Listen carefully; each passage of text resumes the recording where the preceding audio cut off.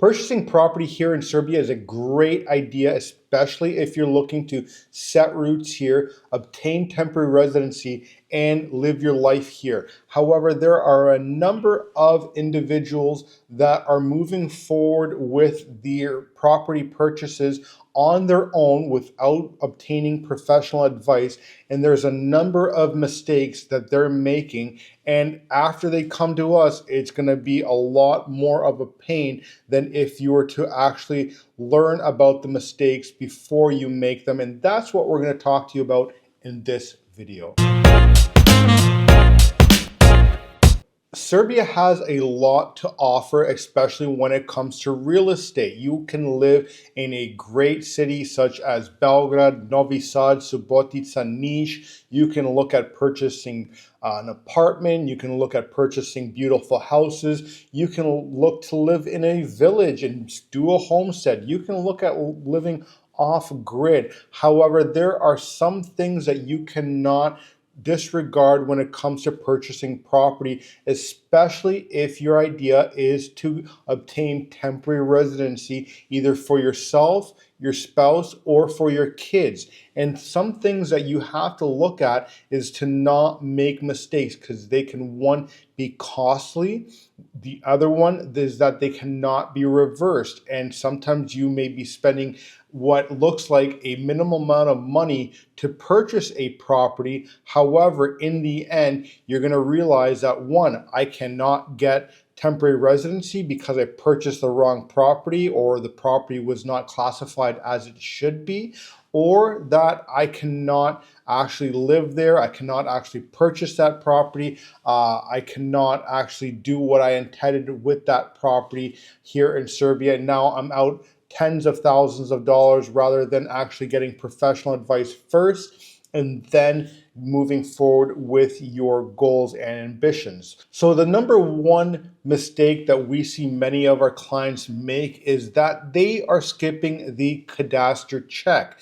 Now, what is the cadastral? The cadastral is a registry of properties here in Serbia that people register their properties and what kind of structure it is, how many stories, what's the square footage, what is the use of that property, is it agricultural, is it a construction use, is it, where is it located, what's the shape of the lot, how many lots are there, so on and so forth. And what they're not doing is looking for a fresh extract out of the cadastre, and what they're finding out is that there were hidden mortgages on that property, there were court disputes, there are liens on the properties, and that property actually is not legalized either. So they're not verifying the ownership. They're not looking if the property is actually built on the property and not on someone else's property. So many issues. That's the number one issue. And so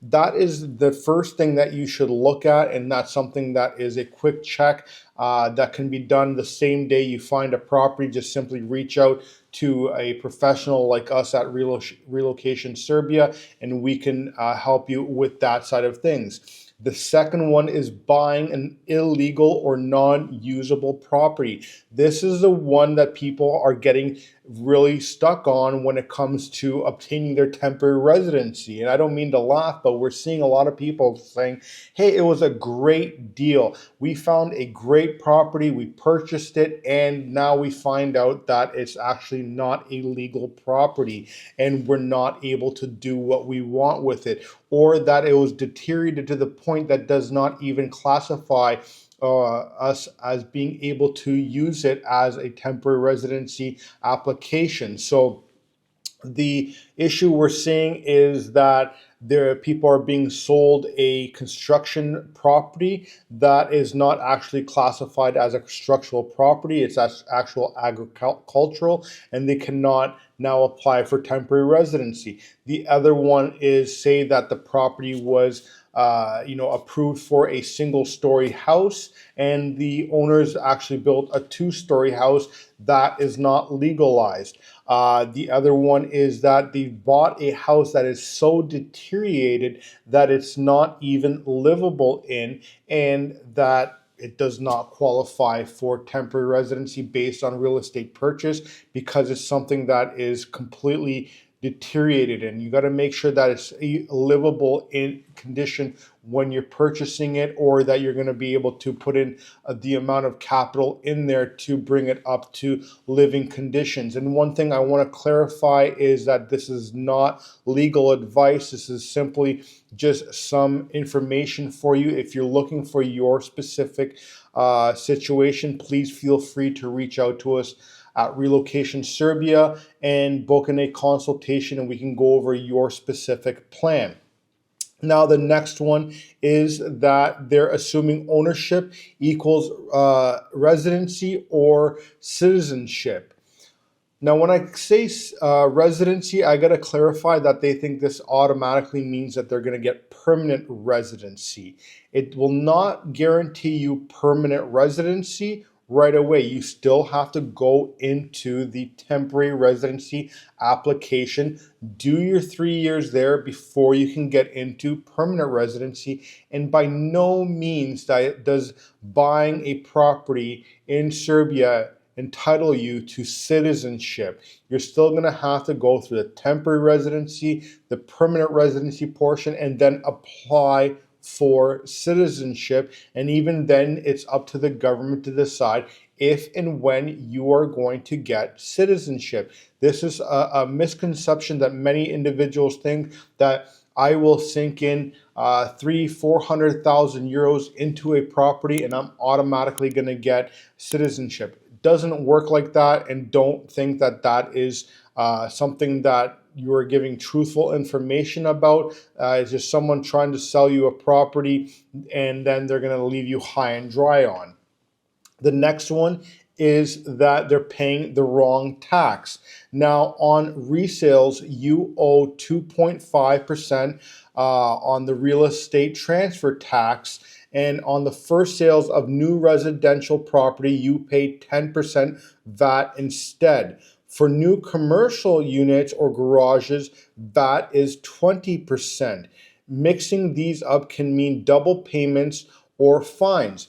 One thing we need to also clarify is if you are a Serbian citizen, so say we've helped you here at Relocation Serbia obtain citizenship by descent, and now you are a brand new citizen here in Serbia, and you're looking to purchase your first property, you are able to get some of that VAT money back, especially if it's a new build. If it's not a new build, there's a different process on that, which we can explain to you in a consultation. But if you're looking to purchase a new build from an investor, you are more than likely going to get your 10 or 20% back on the VAT as a Serbian citizen. So that's something that a lot of our clients are doing at this moment. The other one is that people are having issues with is ignoring anti-money laundering rules. Large cash payments are tightly being restricted. And if you hand anything over 20,000 in cash, you may expect some problems because you're going to need to make sure that you can show where that money came from. So have it go through a bank account and you have clean proof of funds. The next one is that they're not using a notary properly. So a notary is going to be one that will be able to legalize the contracts that you are signing with the buyer and the seller. And this needs to be done at the notary's office. So contracts must be notarized, and you're not legally the owner until the property is registered in the cadastre in your name. Don't think simply because you made an agreement with the owner that you paid him out that somehow you're going to be entitled to the property. No, it all has to go through the notary. Make sure it's in the cadastre before you pay everything off, and so that you are free and clear in that sense. Now, the next one that we're going to talk about is failing to secure a proper pre-contract. All right, there's a contract, there's pre-contract. So a casual deposit slip won't stop the seller from flipping the property to someone else. Make sure you use the proper legal and professional advice, because there are some people out there that will take your money and then you're going to be what I call SOL. Make sure that you have a proper legalized pre-contract with the seller, that you're going to be giving them a certain amount of money, that they're going to be taking a certain amount of money, that the pre-contract states everything that it needs to state. And this is something our lawyers do day in, day out with property sales, and they understand what people are trying to pull, what they're not trying to pull, what clauses should be in these contracts, what clauses should not be in this contract. And one of the things I've learned in previous businesses, and especially I've mentioned before in construction, is it's always better to pay ahead than learning an expensive mistake down the road. It's better to have, pay a little bit more money at the beginning to get the correct information, to get the proper information to cover your own ass, than to be caught with your pants down, and it's going to be a lot more painful that in that sense. So that's what I'm trying to say on that side too, is that you need a notarized pre-contract with the conditions and deadlines that are put into there, with specific deadlines, specific conditions, not vague ones, because vague can mean many other things. And so that's what we have to look at. The other one that many people don't understand here in Serbia is that if you're married, that purchasing property here is completely different and is different than many other countries as well. So if you are you have a spouse, you are married to someone, more than likely, when you purchase a property here in Serbia, you will have to purchase it with your name and your spouse's name as well, except for if they have in writing that they are not wanting to be on the ownership of that property. And this also goes for when you go to sell that property as well down the road. Many people don't understand that is a rule here in Serbia. So if you're a buyer and you want the property to be on a separate asset, you will also need clear wording and a spousal statement saying so. Buying land, you legally cannot. So foreigners can buy houses and apartments, but agricultural land is still off limits, especially ones that are close to military bases, and that even comes to houses and apartments. If it's close to a military base, you also may not be eligible to purchase that. So don't let someone say you are able to purchase agricultural land. You pay them a bunch of money, and then in the end, you find out, hey, this guy, I can't find him. I can't actually own this land. The cadastral, rejected me. The notary said no, they won't legalize the contracts or whatever it might be. And now it's going to be more of a hassle to get your money back. Make sure that the property is actually legalized and that you can buy it legally. And if you're looking to buy land, that it's not agricultural land or government land for that matter either. Make sure it's construction land that you can build a house on. The other one that a lot of people don't check as if there is any developers or new builds coming into the area. So there is an off plan that is, you can find in the city records of what is the construction going to look like for next year, 3, 5 years, going out in that area that you're looking to purchase. You may have an individual that is looking to sell off their property, knowing that it's going to be under development in the next 5 years, and they're trying to make a quick buck, pawn it off on you, and then in 5 years you're going to be in a mess because you now have to deal with the developers coming in and selling the price, or even just getting an offer from the city, which is going to be substantially less than what you paid initially. So make sure that you get a check on what developers are planning in that area, if anything, so that you do not risk paying into a project and then you know, having to not live there for your your foreseeable future. The next one is signing a contract that is not in your language.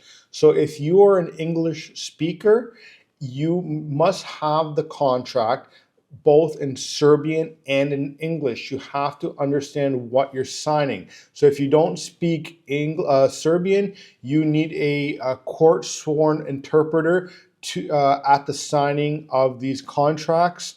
And so you'll need to budget for a translator, and that's something that we have also within our team here that we work closely with that are quite reasonably priced as well. So you want to make sure you budget in for that. And then also the things that you also must understand is there are hidden costs when it comes to purchasing properties. So like I mentioned before, you're going to have your transfer tax, you're going to have some VAT, you're going to have the notary cadastral fees, you're going to have agent fees if you're using a real estate agent. This can be between 2 and 3%, legal fees, which is anywhere between 1 and 2%, interpreters, translation costs, bank transfer costs, and you must plan for them up front, because just because the purchase price is the purchase price does not mean that there's not another additional set of pricing that comes along. And that's something that we can and we have helped many of our clients say, hey, listen, your property that you're looking to purchase is going to be 250,000 euros.